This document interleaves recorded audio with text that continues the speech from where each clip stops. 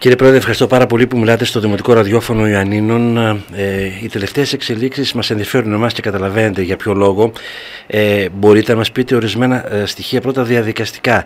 Το πόρισμα έχει διαβαστεί στον Εισαγγελέα Ιωαννίνων? Όχι ακόμα, γιατί μαζί με το πόρισμα θα διαβιβαστούν και τα πρακτικά του Διοικητικού Συμβουλίου, τα οποία ακόμα δεν είναι επικυρωμένα και γραμμένα. Μάλιστα. Κύριε Πρόεδρε, υπάρχουν πληροφορίες, δημοσιεύματα και σχετικό ρεπορτάζ σύμφωνα με τα οποία περιγράφονται τραγικές καταστάσεις σε βάρος του 20χρονου στη Γαλακτοκομική Σχολή. Ισχύουν αυτά? Τα περισσότερα από αυτά τα έχω πληροφορηθεί εγώ από την τηλεόραση. Εμάς στο πόρισμα δεν υπάρχουν τόσο τραγικά πράγματα όσα γράφονται, που δεν τα αμφισβητώ, αλλά εμάς στόχος του πορίσματος και στόχος της διοικητικής εξέτασης, η οποία δεν ήταν καν ένορκη, ήταν να απαντηθούν κάποια ερωτήματα. Τα ερωτήματα ήταν: το πρώτο ερώτημα, εάν υπήρξε ενδοσχολική βία.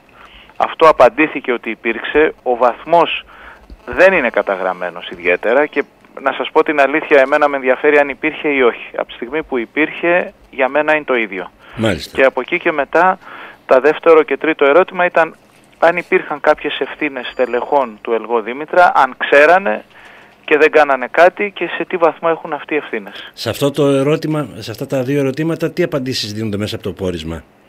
Το πόρισμα λέει ότι υπήρχε γνώση του γεγονότος, άλλωστε αυτό το έχουν παραδεχθεί και τα στελέχη, και ότι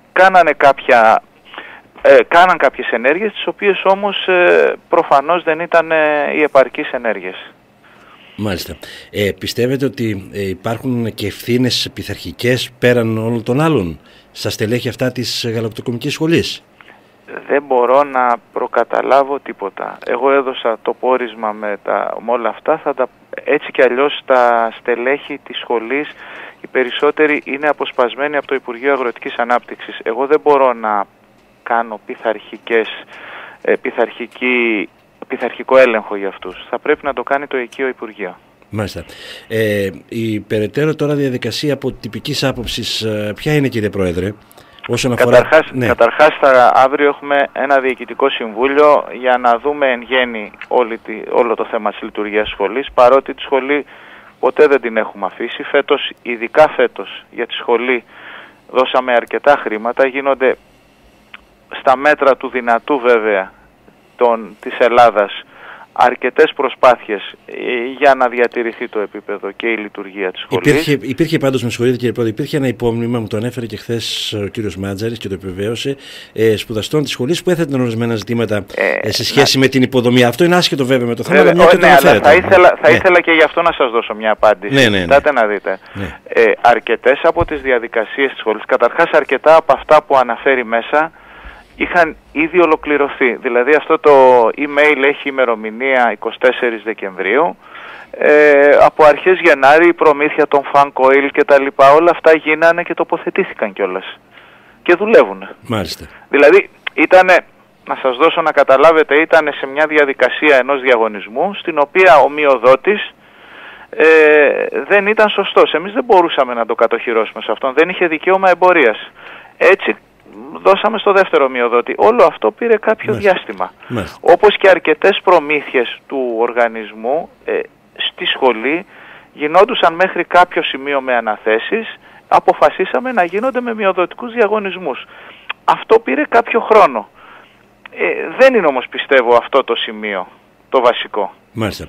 Να γυρίσουμε πάλι και κλείνουμε σιγά σιγά τη συζήτηση, γιατί ξέρω ότι έχετε ανηλυμένες υποχρεώσεις. Από το πόρισμα και από τα όσα έχετε δει εσείς, είπατε ότι δεν ήταν ένορκες.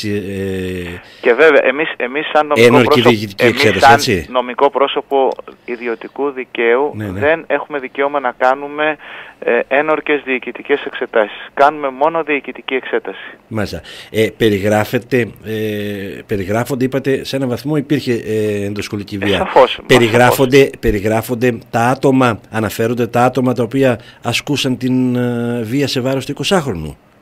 Αναφέρεται μια ομάδα ατόμων, περιγράφονται 1-2 άτομα, αλλά δεν έχει γίνει ενδελεχής και σε βάθος εξέταση και ανάλυση όλων αυτών των γεγονότων. Και γι' αυτό και το ζητάμε εμείς από το Πειθαρχικό Συμβούλιο των Καθηγητών να το κάνει. Μάλιστα. Το οποίο Πειθαρχικό Συμβούλιο πότε θα συνεδριάσει? Πρέπει να πάρει εντολή από εσάς ή επαφίεται? Κανονικά θα πρέπει να το έχει ήδη κάνει ή θα πάρει και την εντολή και από εμάς αύριο. Μάλιστα.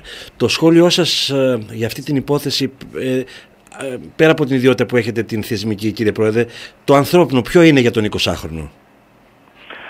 Κοιτάτε, εγώ καταρχάς με το που το έμαθα την ίδια μέρα ήρθα στα Γιάννενα για να δείξω τη συμπαράστασή μου και βέβαια αυτό είναι κάτι πολύ λίγο μπροστά στον πόνο που έχει η οικογένεια. Τώρα τι σχόλιο να κάνω για ένα παιδί 20 χρονών που το ψάχνει όλη η Ελλάδα? Τι μπορώ να σας πω πέρα ότι μακάρι να τον βρούμε? Ναι, εννοούσα έκκληση, αυτό εννοούσα, όχι σχόλιο. Μάλιστα, έκκληση ναι. Τώρα. Ναι. Κοιτάτε, αν πραγματικά για όλα αυτά φταίει η ενδοσχολική βία και τα λοιπά, είναι ένα λυπηρό γεγονός το οποίο πρέπει να δούμε πώς θα το θεραπεύσουμε. Γιατί το αφήσετε σαν ενδεχόμενο, προσθέσετε το αν, πέρα από την καταγραφή και την επίσημη τοποθέτηση ότι υπήρχε ενδοσχολική βία, θεωρείτε ότι υπήρχε και άλλος παράγοντας ή άλλοι παράγοντες για την εξαφάνισή του? Όχι, απλώς δεν μπορώ να ξέρω. Δεν μπορώ να ξέρω. Γι' αυτό ξέρετε, τι να σας πω. Φαντάζομαι και να σας πω κάτι, πολλοί κόσμος δίνει πολύ βάρος στο πόρισμα κτλ. Ήρθαν 3 υπάλληλοι δικοί μας και ψάξανε κάποια συγκεκριμένα πράγματα του οργανισμού. Φαντάζομαι ότι η αστυνομία όλο αυτό τον καιρό, έχω δει από την πρώτη μέρα, αν έκρινε μαθητές, κόσμο, φαντάζομαι ότι θα έχει και περισσότερα στοιχεία. Δεκάδες καταθέσεις έχουν γίνει. Ναι, φαντάζομαι δηλαδή ότι ίσως το υλικό της αστυνομίας είναι και πολύ πιο χρήσιμο στην εισαγγελία και από το δικό μας. Με την οικογένεια, κύριε Πρόεδρε, και κλείνουμε αυτό, μιλήσετε με τους γονείς του? Έχω μιλήσει, κοιτάτε, έχω μιλήσει κυρίως με το θείο. Μάλιστα. Του παιδιού. Γιατί μόνο με το θείο? Έτυχε, να σας πω κάτι, πολλά στελέχη του οργανισμού έχουν μιλήσει και με τη μητέρα. Τώρα, εμένα έτυχε στο γραφείο μου την ημέρα που... Γνώριζαν το βαθμό της πίεσης και της ενδοσχολικής βίας σε βάρος του 20χρονου από την οικογένεια? Είχαν ενημερωθεί? Εγώ αυτό που κατάλαβα ήταν ότι είχαν ενημερωθεί από τη σχολή για αυτό το γεγονός, αλλά καταλαβαίνετε ότι και αυτός που υπόκειται τη βία καμιά φορά ντρέπεται ή είναι έτσι, δεν είναι τόσο εύκολα, δεν το παραδέχεται. Τώρα τι να σας πω, φαντάζομαι ότι αυτοί οι άνθρωποι αν είχαν πλήρη γνώση πολλών από αυτά θα μπορούν να δρώσουν και διαφορετικά, μπορεί να μου τους τα είπε και το παιδί. Κύριε Πρόεδρε, σας ευχαριστώ πάρα πολύ για τη συζήτηση. Εγώ σας ευχαριστώ.